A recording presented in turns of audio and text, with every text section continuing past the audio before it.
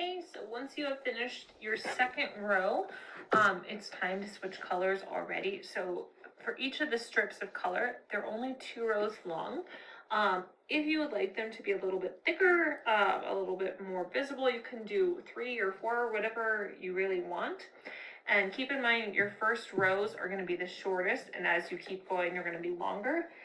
So the first time I made this blanket, I started with purple and went to pink, and pink was longest. This time I wanted to flip-flop it around and have purple be longer and pink be shorter. So it's totally up to you how you want to do the order. At this point, what I'm going to do is I'm just going to show you one more time how you switch colors, and then remind you of the general pattern, and you're going to do 2 rows of each of the next colors: orange, yellow, green, blue, purple. So a reminder of how to switch colors. I'm gonna leave a bit of a tail and snip off. And then at this point, right, you're gonna wrap the yarn. You're gonna just pull through to create a little knot.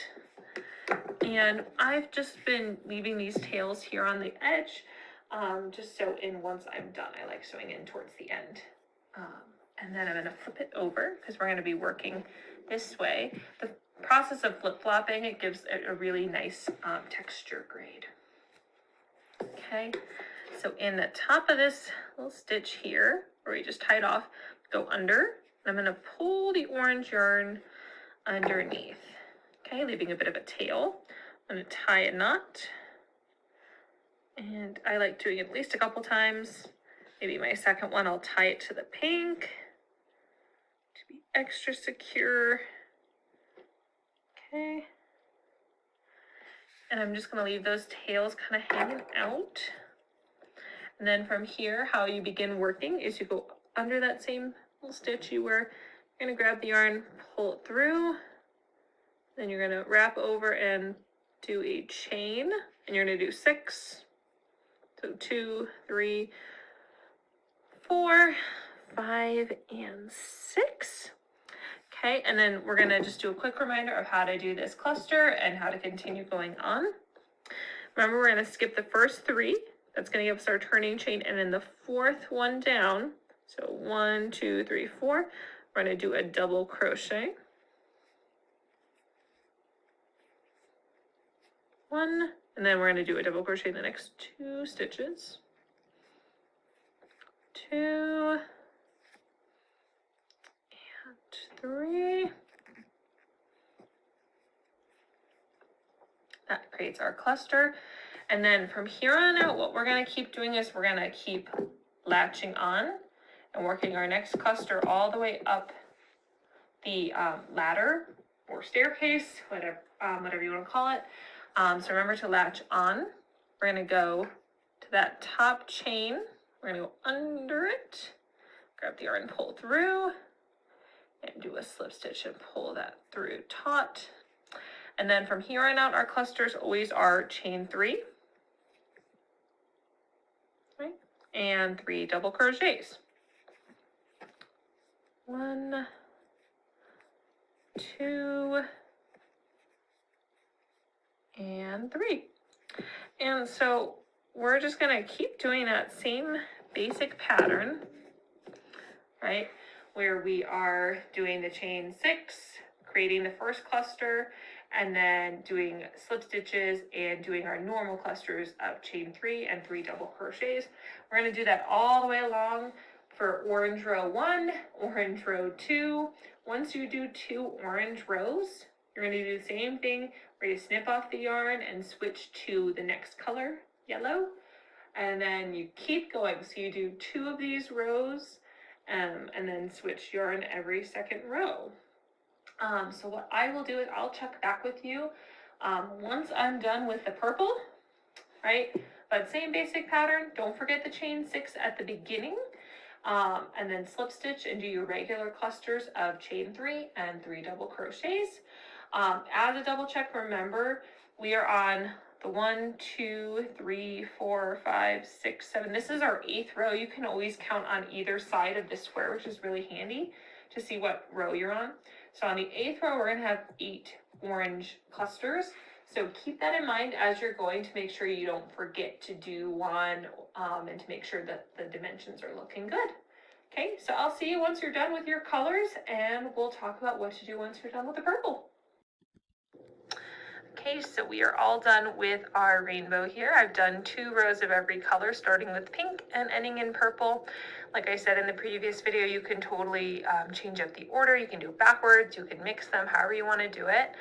And then remember how we count our rows with these little squares on the side? This is row 1, 2, 3, 4, 5, 6, 7, 8, 9, 10, and so on. We're now going to do a switch to cream, and cream, or the antique white, is technically the name of my yarn. I'm going to use that cream color for the majority of the blanket. So remember, these are how you count your rows as you're going on either side. You can use these ones or along this edge. You're going to touch the cream, and you're going to do 31 rows of cream. So as you go, you can use these little squares to keep track. So starting from the purple, you need to do 31 additional rows that are just cream. And before I leave you to do that, I want to just do a quick little reminder of a strategy if you run out of yarn, or if your yarn gets snagged, how to tie in a new thread and hide it seamlessly as you're working on corner to corner. I just want to touch on that before you begin your 31 rows of cream journey. So I'm going to switch over real quick, and here we go. So as you're working and doing those 31 rows all along, as you can see, I'm not quite there to 31 rows. I've got about, it looks like 1, 2, 3, 4, 5, 6, 7, 8, 9, 10, 11, 12, 13, 16 rows. At this point, I have run out of yarn, so I'm going to show you how to attach a new skein of yarn, either if you've run out of yarn or if you find a knot in the yarn. Now, as you can see, I started this cluster and I'm running out of yarn, so I'm going to kind of pull it back to here just for reference point, just so we can see it a little bit better. And that's a little messed up, so let me go back one further. There we go. I'm just going to fix that last stitch. Okay. Here we go. So at this point, this is where I want to attach these guys together, and I'll zoom in so you guys can see that. So we're going to attach on, and then we're just going to knot off. So I'm going to do my slip stitch, and then from here I'm just going to grab the yarn and pull it through to make a nice knot right there and tie those 2 off.